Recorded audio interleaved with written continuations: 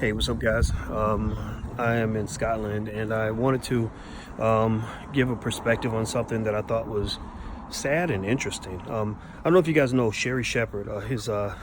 She had an ex-husband. I think his name's Lamar Sally, who was a television writer, and apparently Sherri is still pretty mad about the breakup for whatever reason. You know, she was on with D.L. Hughley and basically saying he was a sorry ass dude, and I think DL said he was a sorry ass dude, and Sherri didn't disagree, and she was saying Steve Harvey warned me not to marry him, Barbara Walters warned me not to marry him, and basically said she got married to him because she was lonely and horny.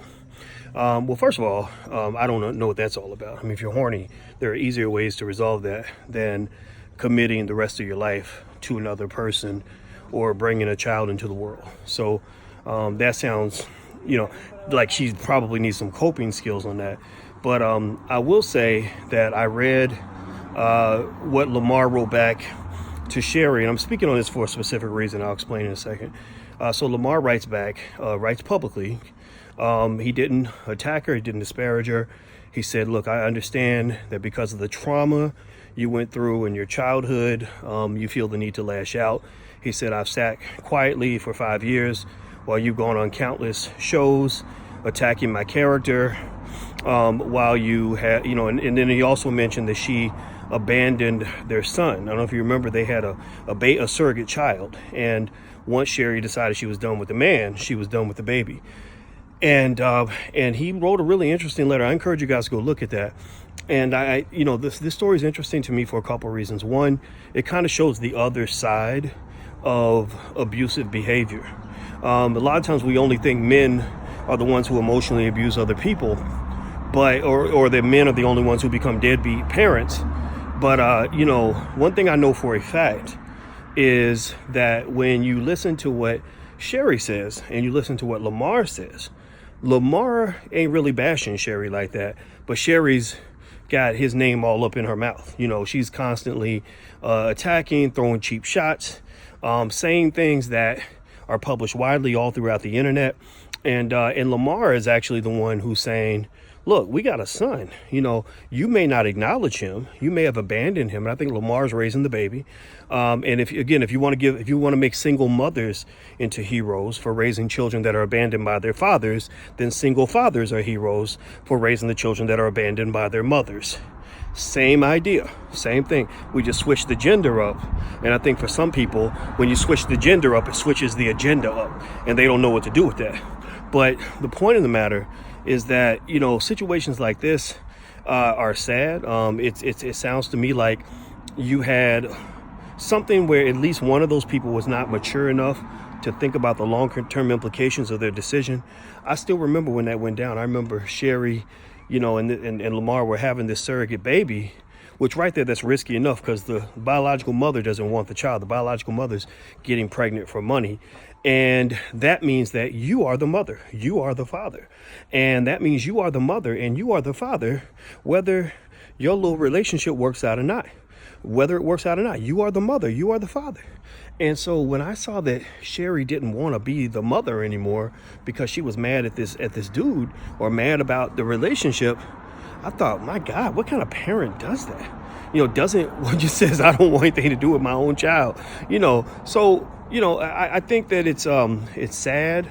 If Sherri did get duped, again, we don't know what happens in people's relationships, but if she did get duped, maybe she feels like Lamar just married her for money and was trying to be basically a male gold digger or whatever. And that's going to happen. People are going to be bitter. I think she pays him $41,000 a month. So that's probably why she's still pissed off about it. It says, when you do have money, you got to be careful about your relationships. You can't go jumping into stuff because people will cling on and they won't let go. They won't let go to that wallet. Right now, in Lamar's case, it sounds like he also made a bad pick. It sounds like Sherri is it's one thing if people don't get along. It's another thing when you go way off code in terms of how you handle the breakup. One piece of OG advice I would give people, I'm 48, I'm not 28, so I've learned a few things since then, is be very cautious about being in a relationship with somebody who goes and bashes the shit out of their ex. I don't give a fuck who you are or what you felt like somebody owed you. Don't nobody owe you shit. Nobody owes you their life. Nobody owes you anything. So sometimes relationships happen and we get disappointed. Things don't work out. Sometimes the girl wants to be with another man. Ain't shit you can do about it. Sometimes that man that you love, ladies, he might decide he want to be with somebody else. Okay. The best you can do at that point is pick up and move on. Because if it's 2019 and your ass is still living in 2013, that will not only make you look incredibly pathetic, but it's going to hinder your ability to ever move on to a healthy relationship. I know that I wouldn't date a woman like Sherri Shepherd in a million years if she had $1 trillion, because she is clearly bitter, pissed off, upset, and very vindictive. You know, this is abusive behavior. This is trolling. This is stalking. It's just not physical. It's not a masculine form of stalking, so people don't identify it as predatory behavior. But it's feminine behavior. But it's very stalkish. It's like, I'm going to ruin your life. I'm going to make sure you never get another job. I'm going to make sure that everybody in the world thinks that you're an asshole, and I'm going to say horrible things. And I don't give a fuck if my own damn son that I brought into this world reads all this later on. And again, maybe for Sherri, because that's not her biological child, she doesn't care. But I'll say this, I think it's really fucked up to go have a surrogate baby. That, this baby comes into the world. He's like, who's my mommy? Who's my mommy? His biological mama don't want nothing to do with him. His daddy is taking him in, right? The man who agreed to take him. He's as far as I know, he's done what a man's supposed to do. He's acknowledging and taking care of his child. His mama, he ain't got a mama, and I don't know what's sadder for any child than to grow up without a mother. And I don't know, the only thing sadder than a child growing up without a mother is the mother who is okay with a child growing up without a mother. That kind of pisses me off a little bit. I ain't gonna lie, it's pathetic. Grow the fuck up. Stop, getting bitter and petty in public. Keep it to yourself. Like when your relationship's over, it's over. Move on. If people ask you about it, just say, well, it didn't work out. I wish him the best, or I wish her the best. That's really the best approach you can take. And this is really me giving advice now, because, we have a film called The Black Love Blueprint, and we talk all about relationships and everything else. You guys know I wrote the book Financial Lovemaking. So I'm really intrigued with relationships, because relationships are just like economics. Economics and relationships go hand in hand. So ultimately, at the end of the day, if you can't have healthy relationships, you can never have healthy economics. And black people, sometimes we have really bad relationship outcomes. So the best advice I would give to any young person is just make a promise to yourself. No matter how the other person behaves, that should not shape your behavior. Nobody makes you act an ass. You choose to act an ass in response to what somebody else did. The easiest way for an asshole to act like an asshole and to feel like they're still okay doing it is to say, well, I'm not an asshole, but I'm gonna act like an asshole because you made me act like an asshole. No, nobody made you do nothing. Claim the power of your ability to respond in the way that you see fit.